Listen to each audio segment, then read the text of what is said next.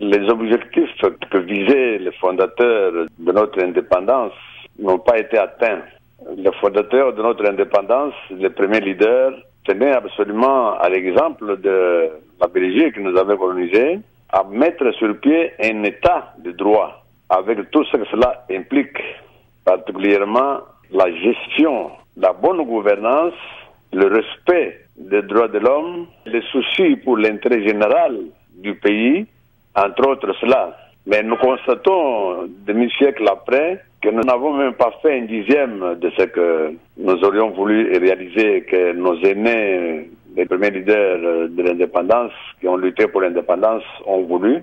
C'est le sentiment d'amertume qui me gagne quand je pense à tout cela. Alors vous dites le pays n'a pas encore accédé à l'état de droit, mais quand même il y a eu des élections, il y a eu des institutions qui ont été mises en place. Est-ce que ce n'est pas déjà un pas en avant? Mais un pas en avant, c'est très bien de dire par exemple, mais c'est là qu'on a organisé des élections.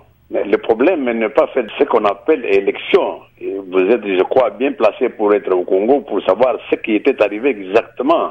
Vous savez que la commission, la fameuse commission qu'on avait mise là-bas, la commission électorale, a tout à fait inversé les résultats des élections qui étaient là. Donc vous estimez que c'était Jean-Pierre Bemba qui avait gagné les élections de 2006? Et je vous donne cet exemple parce qu'effectivement, c'était Jean-Pierre Bemba qui avait gagné ces élections-là. Alors vous aviez boycotté, votre parti avait boycotté les élections de 2006. Par contre, vous avez annoncé que vous serez présent pour les élections de l'an prochain.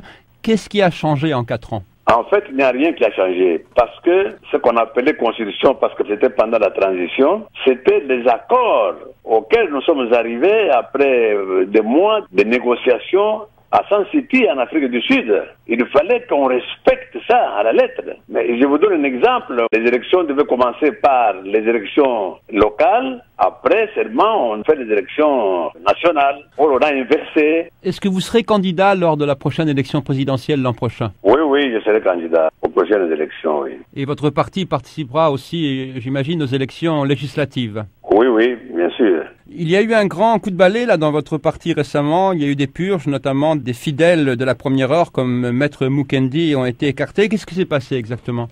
Maître Mukendi et un groupe ont eu d'autres visées. Moi, je ne sais pas lesquels. C'est leur droit d'abord de ne pas toujours être derrière un individu. Et c'est comme ça qu'ils se sont embarqués dans un truc qu'ils ont appelé les coqs. Et là-dessus, ils ont prétendu que ces coqs-là pouvaient prendre la place de PES. C'était l'UDPS. Tshisekedi n'avait plus de raison d'être, il n'avait plus de légitimité, etc., etc.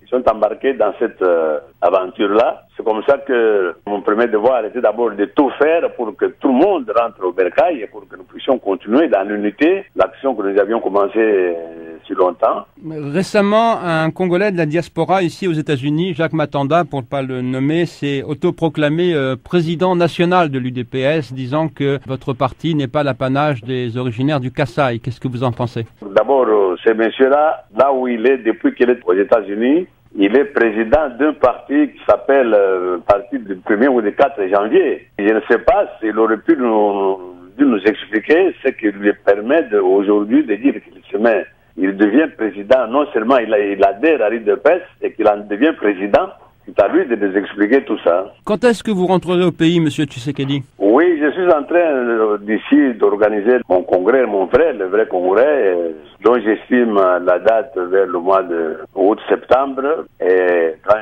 tout sera fait, tout sera prêt, je vais rentrer pour commencer à organiser ce congrès-là. Donc on peut dire que vous serez de retour à Kinshasa avant la fin de l'année? Oui, absolument. Une question sur Floribert Chebeya. Vous avez envoyé un message très pathétique, je crois, à l'occasion de son inhumation. Vous avez dit qu'il entre au panthéon des héros congolais. Un mot sur Floribert? Oui, c'est encore une plaie que vous ouvrez, mon cher Ferreira. Ce garçon était d'une efficacité inouïe. Il avait toutes les qualités qu'on peut avoir. Il était très courageux, il a fait son travail, c'est le seul parce qu'ils étaient nombreux, les dirigeants des ONG des droits de l'homme, et tous les autres ont été, soudain, se sont exilés ou se sont découragés. Il est le seul à tenir le coup, et voilà qu'à la veille de cette indépendance, voilà qu'il est fauché, comme ça, il est parti. Et maintenant, on nous dit qu'on a trouvé des auteurs, quand on sait que les auteurs sont au sommet de l'État, parce que personne ne parle de ce qu'ils ont fait de son chauffeur. Il était avec son chauffeur a disparu jusqu'au moment où je vous parle. Personne ne nous dit ce que les fameux auteurs de l'assassinat, ils ont fait du chauffeur. Donc, encore une fois, voilà, ça vient ajouter à ce que je viens de dire. Nous n'avons pas d'État, nous sommes abandonnés à nous-mêmes. Et ce que je viens de dire, que nous devons, tout ça doit nous inspirer pour que nous puissions avoir l'énergie nécessaire pour nous réorganiser et continuer la lutte et l'établissement d'un véritable État de droit.